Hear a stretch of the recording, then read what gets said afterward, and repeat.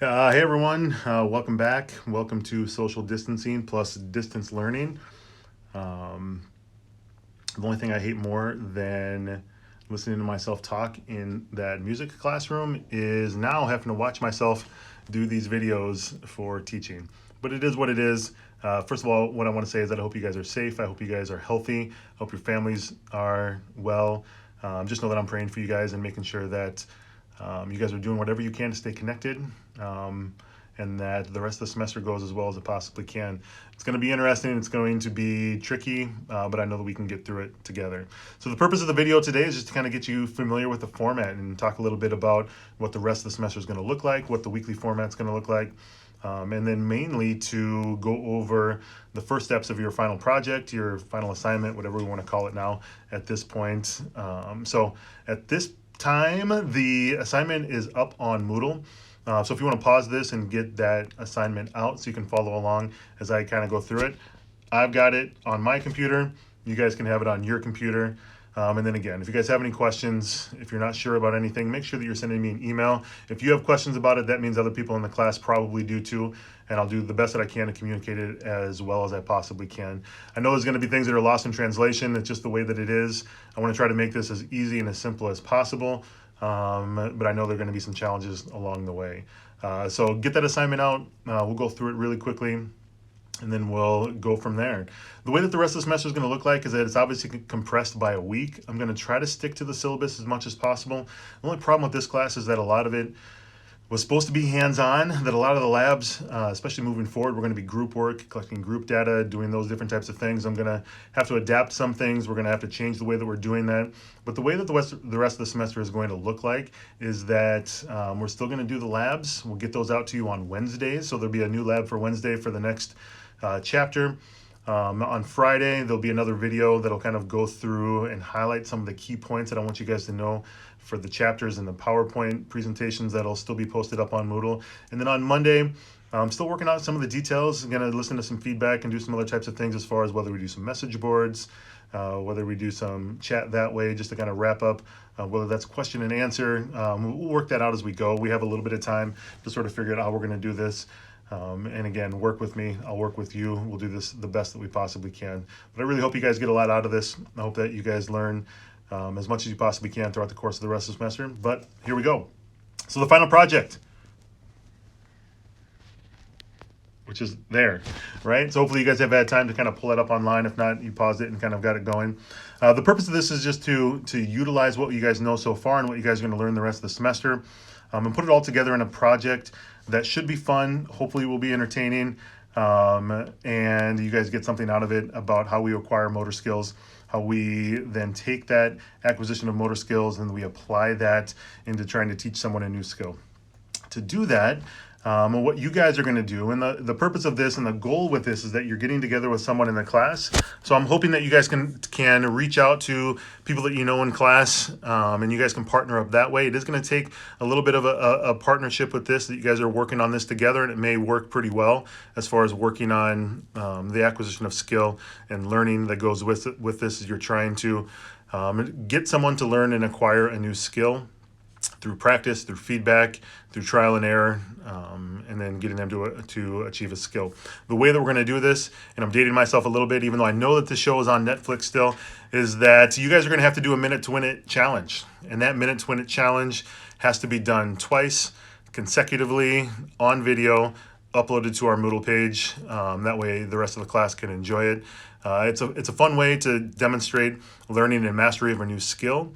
And the way that this is going to work is that you are actually going to be choosing your task for your partner. So if you can take a look at the assignment really quick. The first part of this is just to find your partner. Now again, hopefully that's someone in the class. If it's not someone in the class, a roommate, a brother, a sister, mom or dad, whoever it is, what your first task is just to do a really simple interview to them to sort of find out some things that they might be good at. So what you're going to be doing is that you're going to define the first part of it by defining the who. So using the following as a guide to what you should be focused on and finding out from your partner: their age, their previous experience with similar tasks, what their motivation is. Obviously, their motivation is to complete this task, to complete this minute to win it assignment. But the main thing is to find out what they would consider their strongest abilities. So based on their abilities, have them pick out 2 or 3 from that first lecture that we had on the semester, whether that's hand-eye coordination, fine motor skill and precision. Maybe they have good explosive strength, dynamic strength, balance and coordination, or whatever it is, and you're going to take those abilities and then you're going to pick their task for them. So they don't get to pick their task, you're going to choose their task for them based on their inherent abilities that you think that they possibly have. And at the end of the assignment that you have online, there's a list of or links to several YouTube videos that sort of give those minute to win it blueprints, they're called. And those minute to win it blueprints are just fun, crazy, wacky activities, utilizing things that you most likely have around your house to complete a task in under a minute. Now, the goal with this, and what I want you guys to do first, is just to take that interview, define your learner, and then define the task. You can see that the second part of that, the third part of it. So the first is the interview. The second part is to research and take a look at those minute to win it videos and select one. The third part is then defining the task. And that's what we've done over the course of the first half of the semester. So you're going to define the task as discrete, serial, or continuous, motor or cognitive, whether it's a closed skill or an open skill, whether it utilizes closed loop control, whether it utilizes open loop control. Does it require things like spatial or temporal accuracy, speed accuracy trade-off, which we'll talk about next chapter, object manipulation, information processing demands. Now, when you guys are writing this up, I'm not expecting essay-ish type of answers. I'm looking for short bullet points. So if you define your task as a serial task, just describe why it's considered a serial task. And a lot of these minute to win it tasks are pretty easy to define, but the first part of it is just that. Interviewing your partner, choosing a minute to win it task that you feel that they would be successful at based on their abilities, and the third is then to define the task. Those 3 things you can go ahead and get started on, and that'll get this final project going, give you a good kicking off point for the final project for the rest of the semester. Now, the minute to win it projects or the minute to win it tasks aren't the only things that you can choose. If you click on the link that's on the top of your assignment, you'll find a creative way that some of our some students that were in the class several years ago, some hockey guys did, and they chose something that was outside of one of those minute to win it tasks. You're more than welcome to do that. If you do choose to do something outside of the minute to win it task, so let's say whoever you're working with plays basketball, they feel like that's one of their strongest abilities, and they want to learn how to or practice or become an expert at doing a half-court hook shot.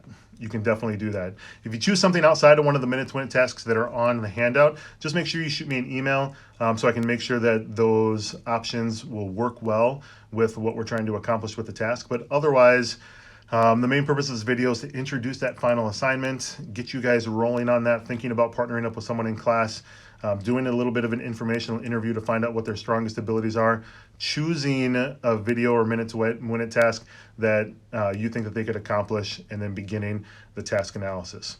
It's meant to be fun. It's meant to be goofy. It's meant to be something that's easy. And ultimately, what you're trying to do is you're trying to define a learning experience that your partner can practice enough that they can complete this task twice consecutively on video without cutting the video. So they have to be able to do it twice. So it isn't just luck. There's some skill. There's some learning that's been involved, and that's what we're going to go with. So that's enough of me talking for today. Again, welcome back. Welcome to Social Distancing and Distance Learning Combined. If you have any questions, please feel free to reach out to me. I'd be more than happy to answer any questions that you have. Let's just get going back into it. Let's ease our way back into the semester. Remember that you have a lab that's due on Wednesday that we had from before spring break. It seems like 6 months ago. Where we're working on the reaction time with complexity to show that these motor programs exist. So make sure that you're doing those, that you get that assignment turned in. On Wednesday, you'll have another lab that we can start on. You've got a final project now that you can get going on. Welcome back. Take care, you guys. We'll talk to you soon. Bye.